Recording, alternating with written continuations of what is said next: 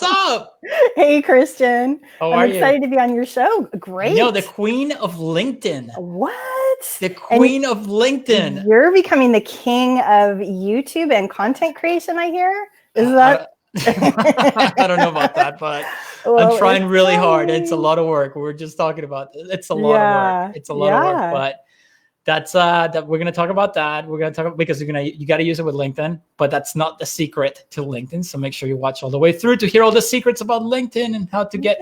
Because listen, before I met Elisa, I thought LinkedIn was the most useless thing ever, unless you're looking for a job, and I never even glanced at it.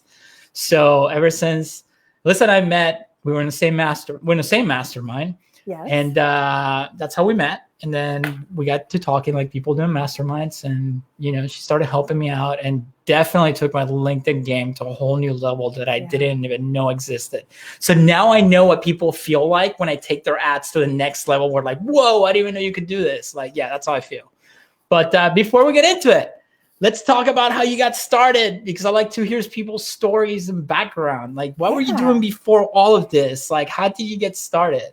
Well, I was born, so my first job out of college was with IBM, which it was awesome. I got a job in Northern California, Bank of America, 3Com, Wells Fargo. These guys are all my clients, and they've got desks at their office expecting you to show up to show them how to spend their money. That is the best source of leads anybody could ever hope for. Oh my God. Yeah. It's a dream job as far as client. The commission structure is a little off, and there's some lawsuits and things like that. So if you could have that source of leads, wouldn't that be awesome? Well, I got in a job in New York City. So I got to move to New York City. Uptown girl. Whoop, whoop. I love New York. Oh, yeah. It was awesome. 3 years of living there, working on 61st and Madison with a very famous in the movie industry hair colorist who also trained top hair colorists across the country. So we had an education company where we're launching a product. We had a fully staffed clientele. It's a 20-year business. So we were all set with clients there. Then I was, you've heard of Paul Mitchell, Christian? Yeah. Paul Mitchell. Okay. Yeah. So Paul's son, Angus, co-owner of Paul Mitchell System, asked me to come out and help develop his salon business. So this business was not in existence. So I came out, built out their salon in 8 days, full construction, fully staffed, no clients. So we did. What's that? You know what? That you bring that up. Sorry, I don't mean to cut it off, but it just popped in my head. Please. Back in the day when I was in high school, and I was working, retail at the mall and stuff like that. One of my first job was EB, which is GameStop now. That's how old I am.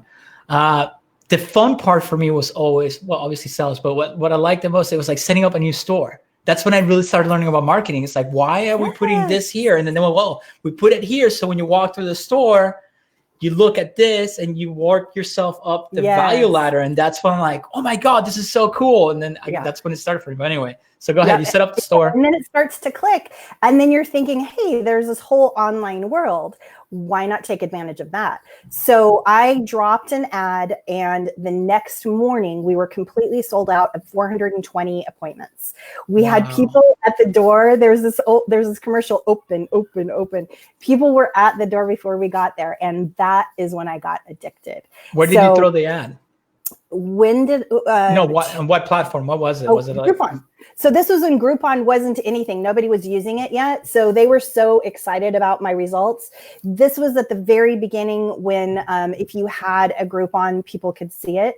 But we had such spectacular results. And then there were also things that were happening where Groupon was putting people out of business because they didn't understand the metrics that you can't sell 1 billion appointments. So there's all sorts of strategy in there. And part of the strategy is a retention strategy that I put in. So we made $50,000 off of what we were doing with Groupon, which was awesome. That's amazing. But you have to retain your clients. There's a lot of metrics to go along with that.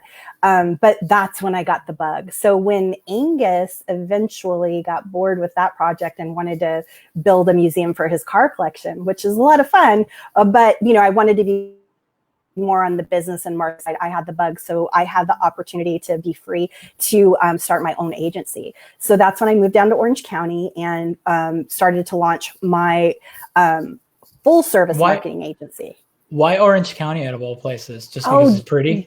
Well, it's a little bit, LA is phenomenal. And Manhattan is phenomenal, but sometimes you don't want to be living on top of 5 million people. And when the president comes to visit, have it take you 8 hours to go 30 miles, things like that. So, I like suburban elements. I love city elements. I love the ocean. And then also it's a little bit closer to where family lives. That's why I love Fort Lauderdale, downtown, mile away from the beach. Exactly. So it's like, that's why I love it. Yeah. So anyways, I'm in the middle of San Diego now in LA. So it's just about an hour each way, or 4, depending on traffic. So now I'm building my agency, and I started with an email marketing campaign, which is awesome, but that always was needing that little bit more, had that hunger pain, starving a little bit all the time for appointments, that I wanted to get closer to that IBM feeling again. And something just kept saying LinkedIn to me in the back of my head. And as soon as I switched to the platform, I had to turn my email campaign off. I've had more leads than I can handle ever since I started using LinkedIn just a little bit. So 1/3 of what I help my clients to set up online is what I used. And it was in a year when my mother and my grandmother were sick, in and out of the hospital. I could only work part-time. I 4 times my business off of what was happening. And those calls were so awesome that if you think about an email lead, if anybody's ever dealt with that, maybe on the 2nd, 3rd, 4th call, people stop saying, "Who are you? What's this about?" Even though they've opted in, they've set that appointment up. But with a LinkedIn call, people know exactly who you are. It's like that 4th call. It feels like you're connected. Everybody knows what's happening, and they're excited for your help. So it's as close to the IBM feeling of any lead source that I've ever had. And let's face it, because I've been around the game a long time, and most people, when they're trying to get leads, they're not, running a funnel where people are opting in. They're sending cold email. I've done it. I admit it. And the problem with cold email, it's not only that there's that rapport, because you're nobody. They can't see your face or anything like that. You're fighting all the big companies, and and over the years it just keeps getting worse, like as it should be, because I don't like spam either. You know what I mean? So the spam filters are more advanced. It's really hard to get it. Can you still do it? Absolutely. Is there ways to do it? Absolutely, if you know how to do it. But is it worth it sometimes? I don't know. I'd rather do it the legit way, because with cold email, when you're spamming like that, or if you don't want to call it spamming, just outreach. Something happens every day. Oh, the account went down. The domain got blacklisted. I got to switch to a new domain. I got to warm up the account, and I got to do this, and I got to do that. And that's when, I was bitching about it one day at the mastermind. You're like, no, let's fix that with LinkedIn. I was like, yeah, whatever. Here we are. So yes, it does work. So you started using LinkedIn, and, there's more personal relationship there because it's an actual profile. So what do you see now that you're, let's tell everybody about what you're doing and why it works so well and how you do it. Well, let's talk about the top of a LinkedIn page. So if you've ever been on LinkedIn, there's something called a banner, and your profile picture is here and your banner is right across the back. And just think of it like a huge billboard. I mean, people pay thousands for a billboard, but that's square footage that so many people are not taking advantage of. I've got a little group of people that I take through a free challenge just to work on this section. And I've gotten people dialing in how they help people, where it resonates with what their ideal client thinks and says, with the words that they're using, in ways to kind of make your page sticky, like format how you help in a question, that people's brains go into a loop. They have to answer that question. So it helps them to stick on the page a little bit more. Having your profile picture, making sure it's not a logo. I mean, simple, silly things like this, where people think, I'm going to put a logo up there, but this is a networking opportunity. Think of, you're going to a networking function. Are you going to dress up in a big logo outfit? Ronald McDonald in there and try and create I just picture myself dressed like a logo with like the Mickey Mouse gloves and just walking around. Right. So, hey, have the best outfit. You go to your best client meeting, spend a couple bucks, or better yet, just make sure you have some good lighting when you do your selfie, and the background, your Ted and Fred are not in the background with their little arms on you getting chopped off. Make yourself look like the industry that you're in. You have the funds for a photo shoot. I've got my brand is Elisa B. Bennett online, so ELISA, and I have a Pinterest board that has tons of examples of poses, how to be more attractive, lighting. Right now, if I move my head, we'll put the links in the description where you can find all this stuff. Yeah, I've got a ring light on me right now. So having light directed at a 45-degree angle towards your face and just making you look well lit in a photo, it makes it look like you have, a couple $100. You can go on Groupon. Groupon has photo shoot options, 40, 50, 60 bucks, and you can have somebody take there's a difference. It's these subtle little differences, matching your branding when you go to your website. It's not pink and fuchsia and squirrely letters here and black and red over there with, auto whatever. Consistency, making it look like you have money for a marketing department, and just being thoughtful of what do your ideal clients say, and you can steal their own words from your recommendations, your testimonials. So that's another strategy that I help people go through in this free challenge that I do, where you just look at your very own testimonials, and if you take all of your my computer is no, you're I good. didn't plug in. You're good. I know, but I'm low on battery. So plug it in. Okay, hold on. Just a second. So yeah, we don't want to lose Elisa. She needs to plug her computer in. This is hilarious. Okay, you're back. All right, so I'm just gonna keep going. So making sure, actually, we were talking about this the other day. I was worried about when people endorse you for your skills, and you said that skills don't matter. Which I thought it was crazy. You're like, what? I don't want to lose my skills. Remember we were talking about the profile and all that? Anyway. Well, there's people out there that they don't even know you, and they, give you 27 recommendations of things you're great at. And there's something called authenticity in marketing, and people talk about it all the time. And it's kind of like, what does that mean? Well, how about if you just be real and honest? And when you're out there engaging on other people's content or leaving a recommendation, which that's the place that I go through and just scoop those up and put them into wordclouds.com and see what patterns of words people are using, and roll that back into, maybe some banner copy, a headline, maybe a title, different ways that you can pop up so that people can clearly see how you help.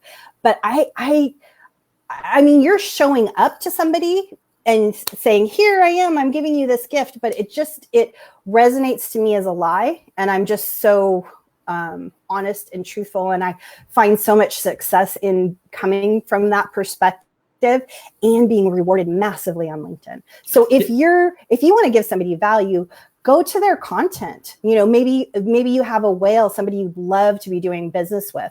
Go and, engage on people's content around them that are connected to them on their same organization.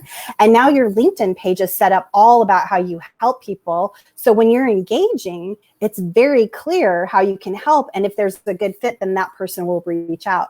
And they can see what kind of a person you are. If you're engaging, oh yeah, I do LinkedIn lead generation and I, me. Or another way to do that would be, add value to the person that created that post. And then they're going to be excited about you.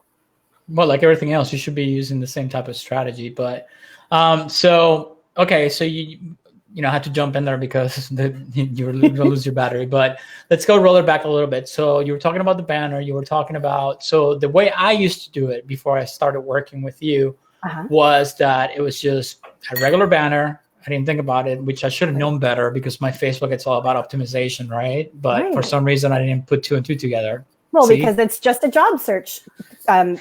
Right. Which is so yeah.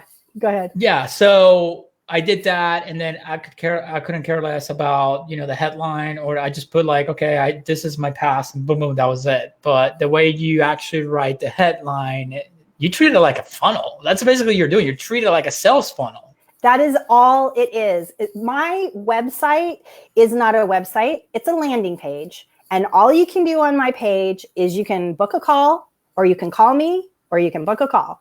So what we do to the LinkedIn page is exactly the same thing. Now, because it originated as a job search platform, everybody is, you know, sheeping into this, talking about themselves, which is great for a job. But me, I, CEO, I did this, that, and the other thing. That is not how you create a funnel or a landing page. You want to speak to how you help people. Talk about the results. Mm-hmm. And where is that at? In your own clients' words that they understand best. It's in your recommendations, your testimonials, it's online. Your very best clients who converted, who gave you cash, these are the words that other people like them will resonate with. Wow. Okay. So yeah. All right. So so how do you suggest people do this to treat their profile on LinkedIn as a sales page, basically, but without selling, just showing value, right? So use a headline that talks about the type of results that you can get, right? Yes. And how you help people. I don't want to know who you are. I don't want to know your title. If you're creating a title, it's how you help people. That's it. 3 words. How you help people. And if you can just remember that, then when you're on somebody's content, when you're setting your page up, how do I help people? CEO, no, that's your title. How do you help people? Lead generation. How do you help people? Facebook ads or lead generation, right? So okay, so all right, so we got that out of the way. So now that you got your profile, you're looking good. You're the start of the party, I guess you could say. So what do you do next? Do you just spam people's inboxes, sending a million requests, or what's your strategy from there? Once your profile looks good, you got your testimonials, you got all that stuff. What's your next move to find the perfect client you're going after? Or if you're searching for a job, I guess, you know, what's the move there? Yeah. So if you're searching for a job, don't listen to this how you help people conversation, but you might want to look at all the job boards, what they're searching for, and use some of those words so that when a recruiter's looking or when you're applying, they're seeing that. But once you have your page set up as how you help people, that's super important because LinkedIn has a legacy of only being able to connect with people that you already know. And so what that legacy looks like is if you got in trouble for that. Yeah. I'll admit it. So a long time ago, I was trying to get clients. So I was just like request. Well, apparently that's not what LinkedIn is for. LinkedIn is for people that quote unquote you only know. Okay, which, you know, well, whatever. That's the legacy, but it's evolving into a networking platform. And what that legacy looks like is if you don't have your messaging dialed in, if you don't have your targeting dialed in, which is so easy to do because Sales Navigator is and LinkedIn is super glitchy. I call it a glitch monster. And I say to my clients, that's the great news. Everybody else is going to be scared away while we're taking advantage of the gold rush. So shh. Right. Don't tell anybody. No, please. If you're watching, this is between us, or listening, this is between us. Secrets. Yeah. So with Sales Navigator, you just want to make sure that you're not just being lazy in your search. You want to make sure your LinkedIn page isn't lazy, that you're very deliberately reaching out to people, that you're crafting your messaging, preferably with a copywriter if you can, or you're looking and seeing what your ideal clients are saying and, you know, repurposing some of their phrases about how you help and just reaching out and building your network of people that you would be happy to be connected with and network with, and see if there's some way that you can share value with them if you do have a pitch. Some people prefer the long road of, let's network, let's have a cup of coffee, that sort of thing. Those people have a lot of time on their hands, and I'm very jealous of them. Yeah. But I've tested both ways, the longer reach out and connect and message versus the short, and the ultimate conversion is the same. So what it has to do is it has to resonate with you and match you, because you are the brand, and that consistency of having some long drawn out thing and then actually meeting me, that would not be real. Because I'm like, hey, let's do it. What's up? Are we friends? Are we going? Not? Okay, good. I lived in New York for a minute, so I don't want to waste anybody's time. But if, maybe it's more of a Southern personality salesperson, and that would be totally obscene to them to get to the point right away. And that matches their brand. You have to feel good about your strategy for it to work well, because it's some say 80% of sales conversions, converting lead, is mindset. And I would say it's 99.999. If you don't have your head on straight, if you're all up COVID's, freaking out, the sky is falling, nothing's going to work. Guess what's going to happen? Nothing's going to work. Right. So you have to feel good about your strategy first of all. And then if you are taking your time to target people and not be lazy with all of those elements, then you're going to have better results. Would be a first source of leads. There's so many ways to generate leads on LinkedIn. What do you recommend in the targeting for those that don't know how to use Sales Navigator? I would recommend that they take a class on Sales Navigator. I recommend that you think about people maybe that could afford whatever it is that you're throwing down. So, maybe if your program is $50,000, you're not going after first-year people in an industry, something like that. So just think about it. Think about who would be your ideal client. It's like running ads. You got to build your customer or your client avatar. So this is what I do every time before I launch a campaign. I go in there, I do my research, and I build a customer avatar. What's the age demographic? Where do they live? What do they like? What do they don't like? What do they do in their spare time? Are they married? Do they have kids? Blah, blah, blah, blah. You're not going to get that personal with it, but on LinkedIn, but it helps you understand that person and get inside their head, of what they deal with. Yeah. And kind of like on Facebook, the way that you take 1,000 of your, favorite leads and dump them into a campaign and Facebook figures it out. You can figure it out yourself by looking at your top 3 to 5 clients and literally visiting their LinkedIn page and see what words are they using. Because it's not how we think they should be listed. It's not how LinkedIn lists them. It's literally how they misspell words. That could be a whole bucket of industry lingo. Industry lingo. I've seen misspellings too.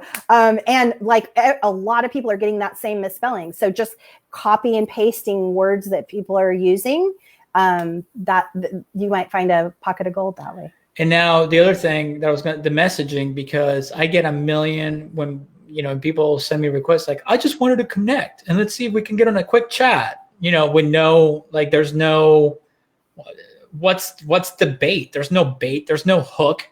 You really think I want to just get on the phone just to get on the phone? Hey, let's be friends. Like, no, I don't have time for that. 2, even if I did, I wouldn't. Like, why would I want to talk to you? You know what I mean? Well, so Christian, you and I would be ideal clients in that scenario, right? Because we don't want to waste each other's time. I get that. We speak the same language, but there are people out there that want to, let's have a virtual coffee and then let's talk about our kids and, all these rapport building things. But you're out there creating a public brand where people get to know you that way. Right. And that's the second source of leads that I strongly recommend is content creation. It's not enough anymore to have a job and think that that's going to work for you forever, that you're going to be with that. IBM, when I got there, they laid off 90 people from a department. They had been job forever company, and weird that things change. I just got done recording a video that's going to be live today, actually. That where I said I was watching it back, the playback to make sure it was good, and then there's a part I go, listen, when you work for a big corporation, everybody's family until shit hits the fan. Then they get rid of you just like that. It's so true. So think of yourself as a brand, and on LinkedIn this is how you help people. And even if you're not trying to generate leads, you can start creating content, start to be seen in how you share value, and start building your audience so that when you are pivoting, when you are having that second source of income to supplement whatever, that you've got a following already, your voice starts to develop. There's a lot of really cool things that can happen when you take advantage of that now. And as platforms evolve, the people that take advantage early on have a foothold later when other people are like, there's no way I could ever catch up. Right. So, okay. So we got everything now. We're talking about messaging now. So what do you recommend when people do the outreach? What do you recommend the approach should be, and how often should they message? Because sometimes I get people who message me like literally 3 times a day, and I have to like get rid of them. I'm like, dude, this is too much. Well, like, yeah. So, that's pretty scary. So you don't want to seem so desperate. You don't want to be messaging people at midnight. You don't want to be, that's nuts. Like that sounds like the lady that, I don't know, who's that lady that she went out on a date with some guy and she called him like 500 times. That just sounds Darcy weird. from 90 Day Fiance. Yeah. Sorry. I don't even know what the 3 times in the day thing, but so you just want to think maybe that you're not so desperate, and maybe that you're doing enough marketing that you're not so hungry, because then you chase all of your leads away. But that's just, that's nuts. I don't even know what to say to that. I'm not saying it's 90% people. It's happened to me though, where like I literally get 3 messages a day. I'm like, I get it. You're in sales. Well, but even when I was doing hardcore sales, I still didn't do 3 times a day. Yeah. So what that is possibly is mental imbalance, or it could be somebody super excited about LinkedIn. So when I first got on LinkedIn, I was like, woohoo! I was like, look at all these people. And it's like you kind of get jacked up, like caffeinated or something. But just think that LinkedIn is very against, they need to keep people on the platform. And if you're over there scaring Christian off, things like that, they're going to notice that. If you get too active, all of a sudden they're going to notice it. There's some limits that they say no more than 100 messages a day. I like to stay below the limits.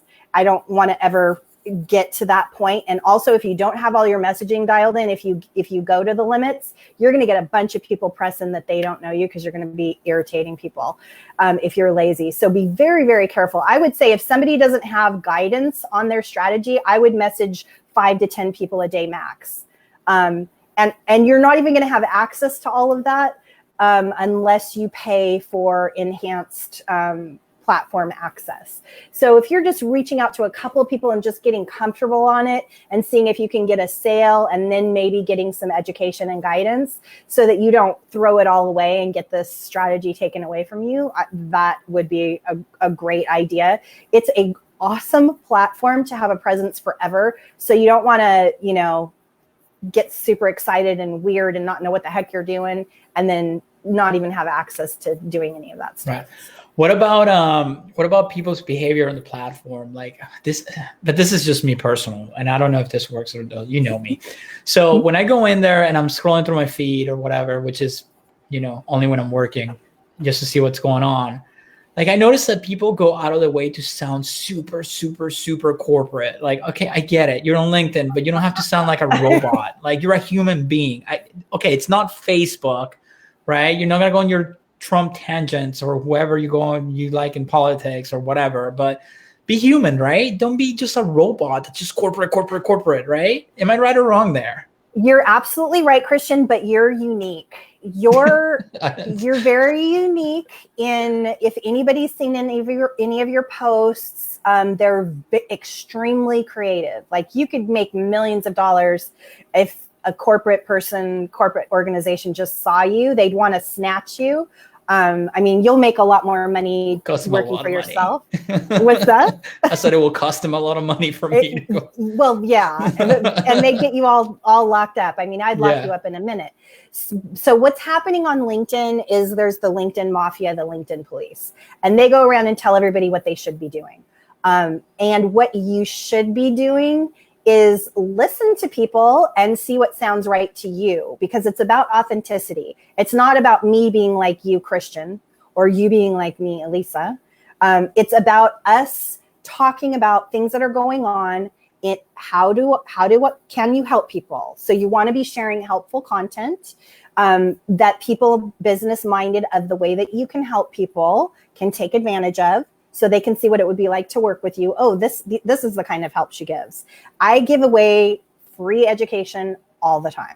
Right. So people are seeing my personality, what I'm talking about, and then I'm seeing what they're reacting to. So my yoga post, not so much.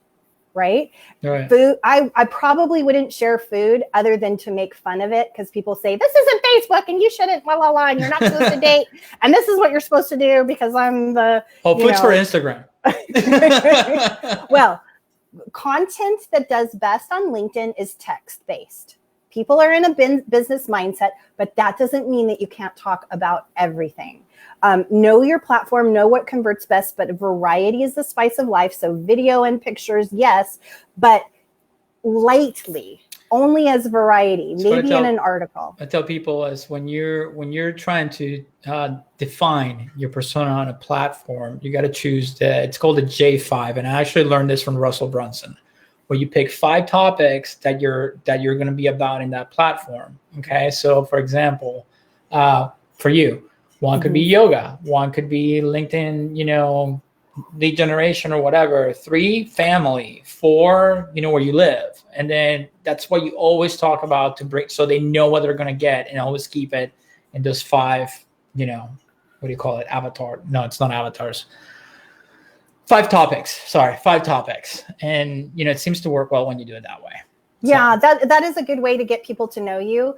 For sure, people are looking for business helpful information. And my yoga picture was related to how to stay healthy when you're working from home. So it was kind of all tied into that. But people didn't even like that. So, hey, well, listen, I can tell you something. The main 3 cores that you want to go after in anything, to sell anything, even if it's yourself, it's health, wealth, and relationships. You mix anything with that and people will like it, because that's our core desires. So there you go. Good. All right. So I think we're out of time. So Alyssa, where can everybody find you? Everything you got. Or LinkedIn. Yes, definitely. So Elisa B. Bennett, ELISA, B as in boy, and then another BENNETT.com, and on every platform. On Pinterest is the board that has all the photography information for a good profile picture. And if you're just going to do one thing on LinkedIn, get your profile picture down right. And on LinkedIn, I'm also Elisa B. Bennett. And then I also have a /free-LinkedIn-marketing if you want to enroll in the next upcoming challenge. I'm going to have one in May. I don't have the date nailed down, probably towards the end of May. And then you'll be on rotation if I have another challenge, to just make sure that upper section is nailed in right. One of the people that went through that, she was homeless 3 years ago. Afterwards, she got a gig with NBC speaking, Google, LinkedIn, Microsoft. I talked to her. That was such an amazing story. I was like, holy shit. She's being pitched her own television show now. Yeah. She went from personal business to corporate only. Another guy, a week after, he got 5 recommendations just from people he was already connected to, and closed 3 deals a week after. So having it dialed in how you help people is super helpful. Yeah, for sure. So anyway, so all the links are going to be in the description. Alyssa, thank you so much. Christian. And I'm telling you, anything LinkedIn, just follow her, because she's the queen of LinkedIn. I wouldn't go to anybody else. So make sure you check out all the links in the description. Follow her on every platform. And Alyssa, I guess I'll talk to you later. Thank you so much.